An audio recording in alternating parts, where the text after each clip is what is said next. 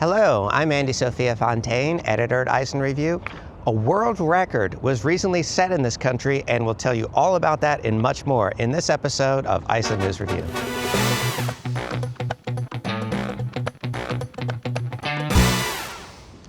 It's nice to be out in the fresh air and to be able to take a good lungful of fresh air.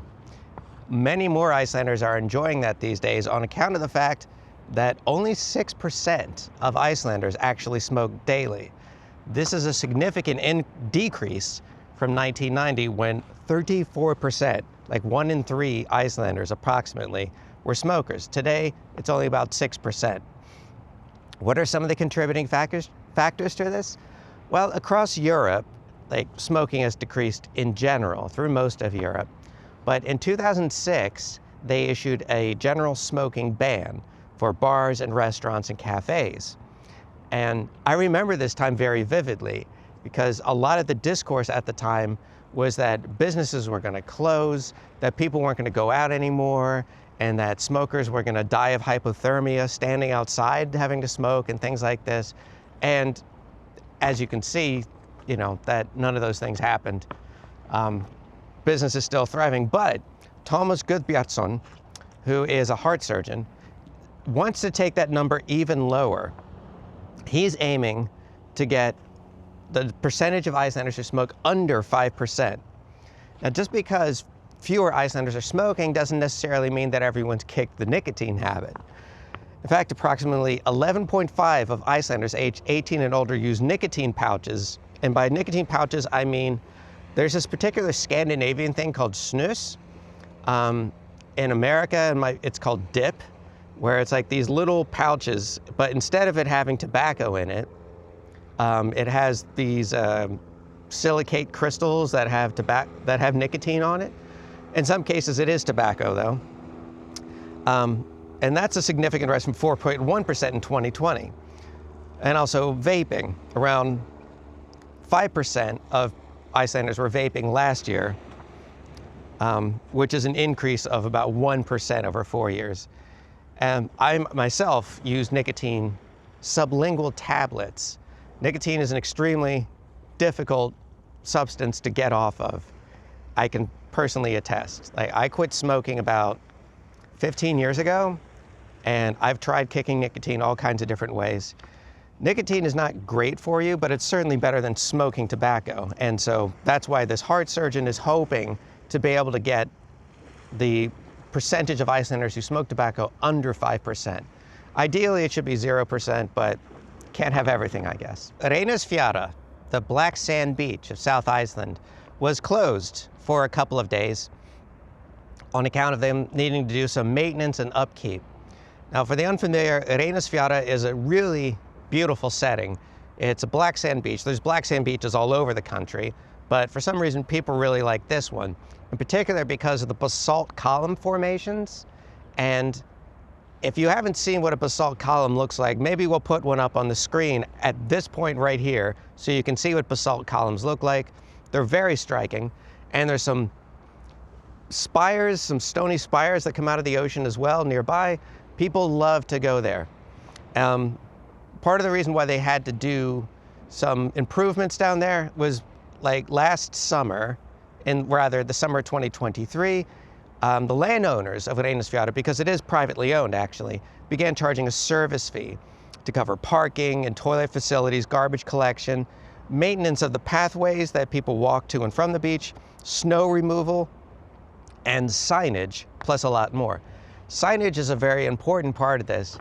If you've ever visited Reynisfjara, you might notice, or you should notice at least, many prominently displayed signs in multiple languages advising you, imploring you, begging you to stay away from the water. This is because Reynisfjara is notorious for having sneaker waves. These are large, unpredictable waves that just come out of nowhere and slap up on the entire beach and pull people in. There's also, in combination with this, a really nasty riptide, which is a type of underwater current that can pull you way out to sea, and it can be very, very dangerous. And so when your tour guide takes you there, if you go in a tour group, and tells you to stay away from the water, please listen to them. They know what they're talking about. Stand as far away from the water as you can, take in the beautiful view, take lots of pictures, enjoy the moment, but do stay away from the water. Politics. It looks like the next few months in Icelandic politics are going to be pretty exciting. There's a lot of dramatic stuff going on. I'm going to try to condense this as much as possible. But basically, Minister of Infrastructure Svandi Svavarsdóttir is probably by the time you're watching this, the chair of the Left Green Party, which is the party that leads the ruling coalition in parliament. It consists of the Left Greens, the Independence Party, and the Progressive Party. This is important. So one of the campaign points that she went with during the convention when she was running to be chair of the party was to have early elections, to have elections in the spring as opposed to next fall when they're scheduled to happen in the fall of 2025. At the same time, she emphasized that she doesn't want to break up the government. How is that possible? Well, the parties can all decide, like the parties in the ruling coalition can decide, we want to have elections on this day. By law, they're supposed to have elections before fall of 2025, but that can be much earlier than fall of 2025 if they want. So, do they want? Well, the Prime Minister, Bjarni Benediktsson, who is also the chair of the Independence Party, he seems to be kind of waffling on this matter. He is open to the idea of earlier elections, doesn't rule them out, but he wants a decision to be reached in the next few weeks and months. In other words, he wants to be able to talk things out.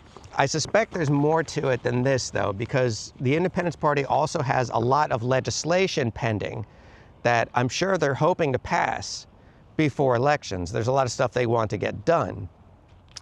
The wild card in this, however, is Minister of Finance Sigurður Ingi Jóhannsson, who is the leader of the Progressive Party. And he does not want to have early elections. He believes that it's more important that the government focus on tackling inflation, and that, in his mind, has not been accomplished yet. And so until such time as that's accomplished, they should be focusing more on that rather than having early elections. Now, what would be the advantage of having early elections? Well, none of these parties are polling especially well. The Left Greens are now polling so low that if elections were held today, they would probably not even win a seat in Parliament. The Independence Party is at the lowest point that they've ever been in their existence, and they're a very old party. The Progressive Party is doing okay, but they're still polling lower than the level of support they had during Election Day. In fact, a recent Gallup poll shows that the Social Democratic Alliance, they're at 26%, then they've been like soaring in the polls for the past year or so, while the Independence Party is at 14%. That's the lowest level they have ever been. The Center Party, which is a misnomer, I should emphasize, the Center Party is a right-wing populist party. They are just rising, like dramatically, and they're at 18.7%. Doing the math, a lot of people come to the very reasonable conclusion that voters who traditionally would vote for the Independence Party are moving over to the Center Party, which again is a right-wing party, and that's not unreasonable to conclude. If elections were held today, at these polling numbers, the Social Democratic Alliance and the Center Party would win enough seats to have a simple majority, a two-party majority. And we haven't had a two-party majority in a very long time. But again, we'll have to see how things turn out. As it is right now, I'm expecting that there's going to be a lot of struggle going on between these three parties. There have been voices within the Left Greens that are saying, don't hammer out a deal, just break up the coalition now, or break up the coalition in the spring and force their hands, force an election to happen. So we'll see how that plays out. Ice cave tours are now open again. They were temporarily put on hold due to the tragic events of last September that resulted in a death and an injury. But now the weather is cold enough where going on ice cave tours is considered safe, and everything's fine where that's concerned. And if you do want to take an ice cave tour, if you don't want to go in a tour group, if you just want to drive out to the location, we recommend today's sponsor, which is Blue Car Rental. We'll be linking to their website in the description. I know I've talked a lot about wind power because I've often contended that wind power is going to be a big part of Iceland's energy future, and the people of East Iceland, at least, are as optimistic as I am. A recent poll by Maskina was done in light of the fact that they plan on building some 30 wind turbines over an area of 17 square kilometers in East Iceland. Specifically, they want to put up these turbines at Burfellslund in Rangárþing Ytra, out in East Iceland. So, should all go according to plan, this wind farm would be completed in 2026. But what do the people of East Iceland feel about this? Well, pretty positively, it turns out. The largest share, 50% that is, say they feel very supportive or quite supportive of having a wind farm at that specific location. This leaves the remaining 50% for those who are either very or somewhat against it or had no opinion whatsoever. Furthermore, this goes into auxiliary power, or like supportive power, because as you probably know, most Icelanders get their power from either geothermal power or dams, hydropower. And people who live out in the countryside, if they're not, people live out in the countryside can sometimes have unpredictable levels of electricity from the national grid. This is especially the case in the Westfjords, but basically in any far-flung part of Iceland, it can be kind of a roll of the dice, especially during the wintertime. So with that in mind, it's perhaps unsurprising that 73.5% of East Icelanders said they believed it was very important or quite important that the national power grid be supplemented with auxiliary power. Only 11%, in fact, said it mattered very little. Now, who owns the power in this country? Well, Landsvirkjun is the national power company, but there are also private entities that can come into play, especially when it comes to new sources of auxiliary power, such as wind power. And according to this poll, 66% of East Icelanders want this auxiliary power, this wind farm, to be in public ownership. That is for the national power company, which I think makes a lot of sense. You want utilities, like the basics of life you need to survive, to be in public ownership and not driven by profit concerns necessarily. So it looks like the people of East Iceland, at least, instead of special interest groups, are very supportive of this project and want to see it completed. And if all goes according to plan, it will be in 2026. So what was this world record I was talking about earlier? Well, last week I had reported that a running enthusiast from Britain named Sebastian Key was hoping to break the world record for running the entirety of the Ring Road, which, by the way, is 1,322 kilometers long, or 820 miles in freedom units. And he was hoping to be able to break the record for doing this. What is the record? Well, it was last set in 2015 by one David Chong, who managed to accomplish this feat in 27 days. Sebastian was not just doing this for personal glory, however. He was also raising money for a charity called Children with Cancer UK, inspired by his sister Libby, who is also a cancer survivor. Well, we were on the scene earlier this week when he made it back to Reykjavik, up to Hallgrímskirkja, the big church on top of the hill in downtown Reykjavik, and he shattered that record, having completed this in just 16 days. So congratulations to him. I've linked to his Instagram in the description, and the fundraising for the charity is still ongoing, so I've linked to that as well. And we're all very proud of him. It's an incredible record for a very good cause. Alcohol. As I've reported before, Iceland has some very strict laws when it comes to the sale and purchase of alcohol. Specifically, if you want to buy retail, you have to go to a store such as this. It's colloquially called Vínbúðin, but it is the State Alcohol and Tobacco Company of Iceland monopoly store. That's right, it's a government-owned store, and they're the only ones who are allowed to sell this retail. But there are a few little loopholes. For example, you can buy alcohol online and from abroad and have this shipped to the country. That's perfectly legal. And in fact, in light of this, the supermarket chain Hagkaup has found a little loophole of sorts, wherein people who make such purchases can have those purchases delivered to the Hagkaup supermarket, where they can then pick them up. And this got a discussion started about the online sales of alcohol. Well, a draft of a bill from the government is currently on the consultation portal, and I'll explain what that is later, wherein you would be able to go to online stores to buy domestic alcohol as well, such as Icelandic beer or Icelandic spirits. They don't really make Icelandic wine, I don't think, because it's kind of hard to grow grapes in this country.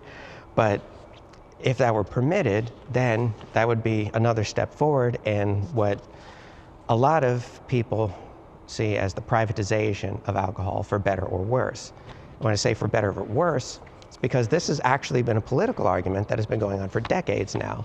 Conservatives in particular have been pushing for the complete privatization of alcohol, where you can buy it from supermarkets or corner shops like in, pretty much any other country in the world, with a few exceptions, whereas others want to keep it restricted to just these government stores for what they say are public health reasons. The consultation portal is a really interesting aspect of Icelandic democracy. So when a bill is crafted, it typically is first created in a work group of the relevant ministry, right? And then this draft is posted on this website, the consultation portal, wherein groups or individuals can leave comments in terms of changes that they would like to see to this draft. This is taken under advisement, and changes can be made to these bills in order to make them more in line with what these people are asking for.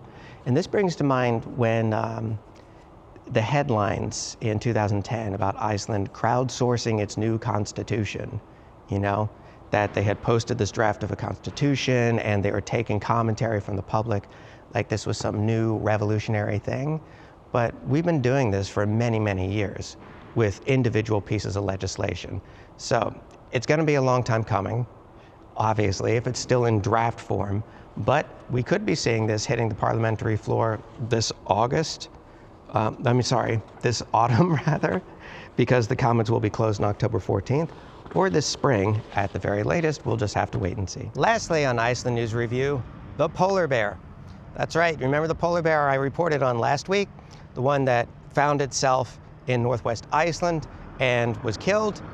Well, when that happens, they don't just throw it in a landfill or something like that. They take it south to Reykjavik for forensic analysis.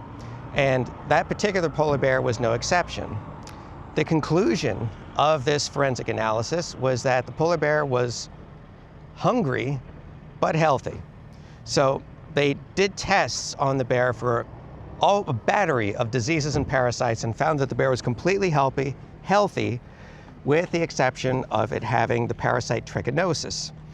Trichinosis you may be familiar with when it comes to pork. So people can get trichinosis, but typically only if they eat or handle raw meat without washing their hands, or they just eat the raw meat. So it's unlikely that the bear would have transmitted trichinosis to other people. It was, however, extremely hungry, which stands to reason considering how far from home it was. During the last video, someone had asked, a lot of people actually have asked, how did a polar bear, since polar bears aren't native to Iceland, how did a polar bear end up in Iceland? Did it swim? Did it float on a block of ice? The answer is it was probably a combination of these things. See, northwest Iceland is relatively close to Greenland. It's the closest point to Greenland from Iceland is the northwest.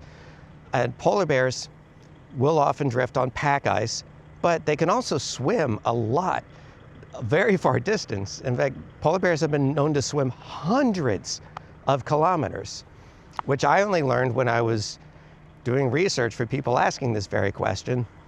So now we know, in hindsight, that this bear was completely healthy, and it would have been probably completely okay if we had tranquilized it and flown it back to Greenland and just dropped it off there.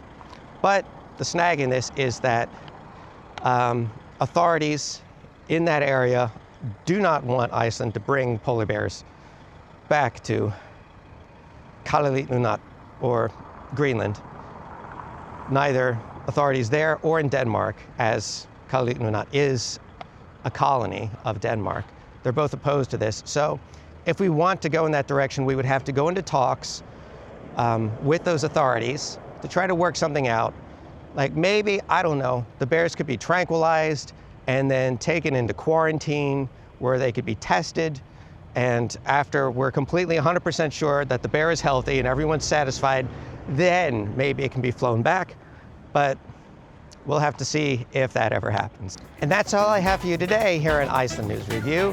I'm Andie Sophia Fontaine. Remember, if you're going to rent a car, check out our sponsor, Blue Car Rental. I'll see you next week. Be good to each other.